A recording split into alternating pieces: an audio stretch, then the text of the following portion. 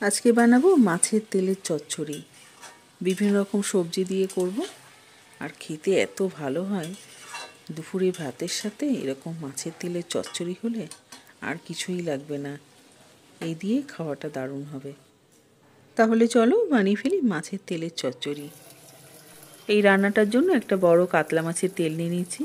তেলটা ভালো করে 5-6 বার জল দিয়ে ধুয়ে নেব।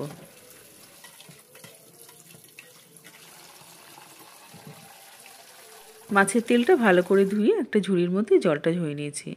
এদিকে তেলের চচ্চড়ির জন্য বিভিন্ন রকম সবজি ছোট করে কেটে নিয়েছি। কুমড়ো, বেগুন, শিম, গাজর, পেঁপে, মূলো, আলু কেটে ভালো করে ধুয়ে নিয়েছি।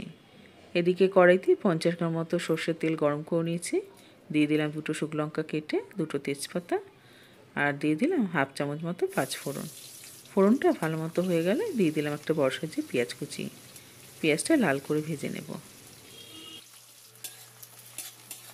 পেঁয়াজ ভেজে এর মধ্যে দিয়ে দিলাম একটা বড় সাইজের টমেটো কুচি, আর মাছের তেলটা ছোট টুকরো করে কেটে দিয়ে দিয়েছি। দিয়ে দিলাম 1.5 চামচ নুন, আর 1 চামচ হলুদ গুঁড়ো, 1 চামচ ঝাল লঙ্কার গুঁড়ো, 1 চামচ ধনে গুঁড়ো, 1 চামচ জিরে গুঁড়ো, আর 1 চামচ রসুন বাটা, আর 1.5 চামচ মতো আদা বাটা। এখন এই সব মশলাগুলো মাছের তেলের সাথে কষিয়ে নেব। মাছের তেলটা ভালো করে মশলাতে কষিয়ে নিয়েছি। মশলা থেকে তেল ছেড়ে গেছে আর মাছের তেলটাও গলে গেছে। এর মধ্যে দিয়ে দিলাম 1.5 চামচ মতো গরম মশলার গুঁড়ো। গরম মশলার গুঁড়োটা মাছের তেলের সাথে মিশিয়ে নিলাম। এর মধ্যে দিয়ে দিলাম কেটে রাখা সবজি। এই সময় গ্যাসটা হাই ফ্লেমে করে সবজিটা মাছের তেলের সাথে ভেজে নেব।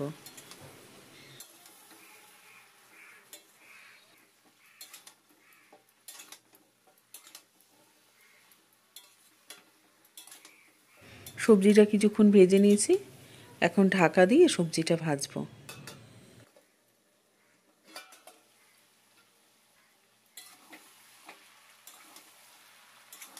3-4 বার ঢাকা দিয়ে সবজিটা ভেজে নিয়েছি। সবজিটা অনেকটা মজে গেছে।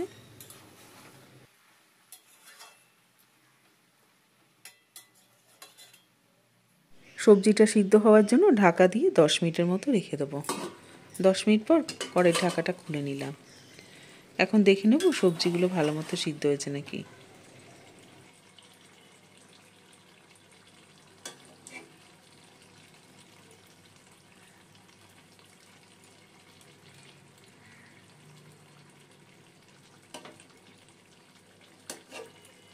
সব সবজিগুলো ভালো মতো সিদ্ধ হয়ে গেছে।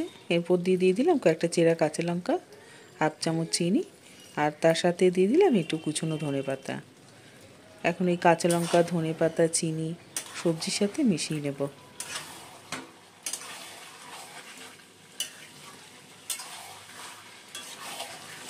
সব কিছু ভালো করে মিশিয়ে নিয়ে গ্যাসটা বন্ধ করে দেবো।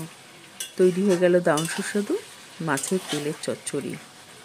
তাহলে বন্ধুরা তোমরাও বাড়িতে এরকম মাছের তেল দিয়ে চচ্চড়ি রান্না করে খেও, খেতে দারুণ লাগে, আর দুপুরে ভাতের সাথে অসাধারণ লাগবে। ভিডিও ভালো লাগলে একটা লাইক দিও, আর চ্যানেলটা প্লিজ সাবস্ক্রাইব আর ফলো করে দিও। আজ এই পর্যন্ত, আবার চলে আসবো নতুন রেসিপি নিয়ে। সবাই সুস্থ থাকবেন। ধন্যবাদ।